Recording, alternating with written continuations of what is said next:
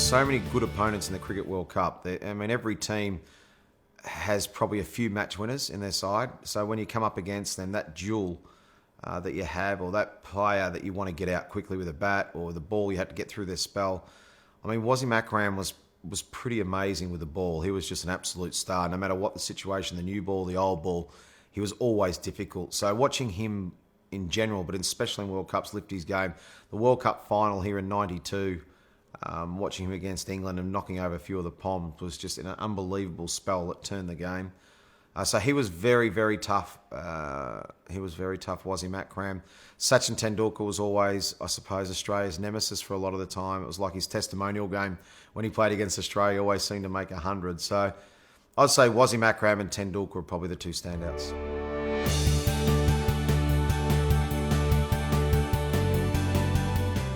I think Australia's squad at the moment, you wouldn't want to lose any of them, because I think going into this 2015 World Cup, I don't think I can remember so many match winners in one team.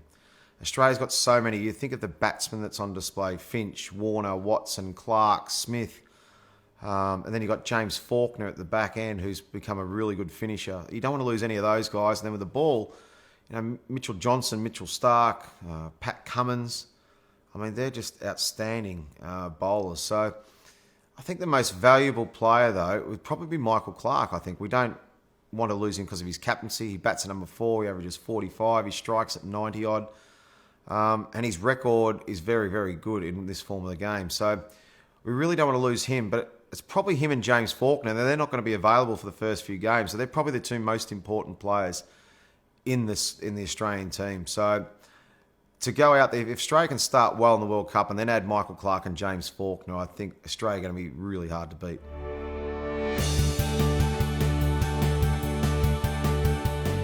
I've been very lucky to play in a few World Cups, and there's been some unbelievable moments even when I wasn't playing and watching them, whether it was from Australia winning the '87 World Cup and Alan Border, who looked like he was about 50 kilos and a skeleton after it, and Captain Grumpy smiling. So I think there's a lot for me. Probably winning the '99 World Cup at Lords against Pakistan, because we'd started off so poorly in that tournament and we didn't play well. I wasn't in the best of my own form as well after a shoulder operation, my third shoulder operation. So it took me a while to get in the tournament. I wasn't actually doing that well, and the team wasn't doing that well. I was vice captain. And so as the leader of the team, felt like we had to do something to turn it around. And credit to all the players in the team and the squad, we said, come on, let's start playing this. We had to win, I think, it's either 7 or 9 games in a row to win the World Cup. If we lost one, we're out. And then to go on and win that many games in a row, be man of the match, the semi-final and the final, when we were struggling in the semi-final, it was a pretty proud moment. So I think that '99 World Cup, just the whole thing, it was a great bunch of guys we had to be part of the leadership group, and to being man of the match in the semi-final and final from a personal note was great. But the whole squad we had they were just an awesome group of guys, and to go on and win that was pretty special.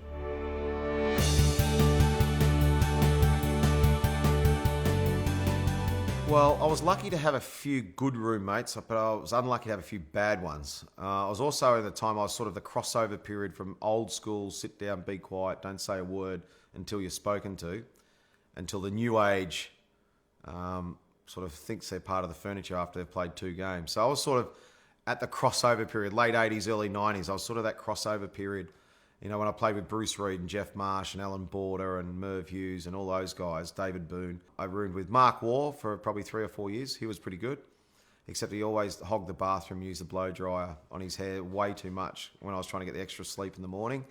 Merv, you never needed a wake-up call because he'd generally jump on you at some sort of stage, and he was just very loud, shall we say, when he woke up. Tim May was actually good fun to room with, except when he lost his bearings and had a couple too many, and the pop plant in the room used to get a bit of a workout instead of the bathroom. And he'd always lost his wallet or his watch, and we had to try and track it down the next day. So it was interesting rooming with those guys. It was always a bit of fun. Never ever did we have any arguments with any of those guys, but it was always good fun. But it's much better having your own room, yeah.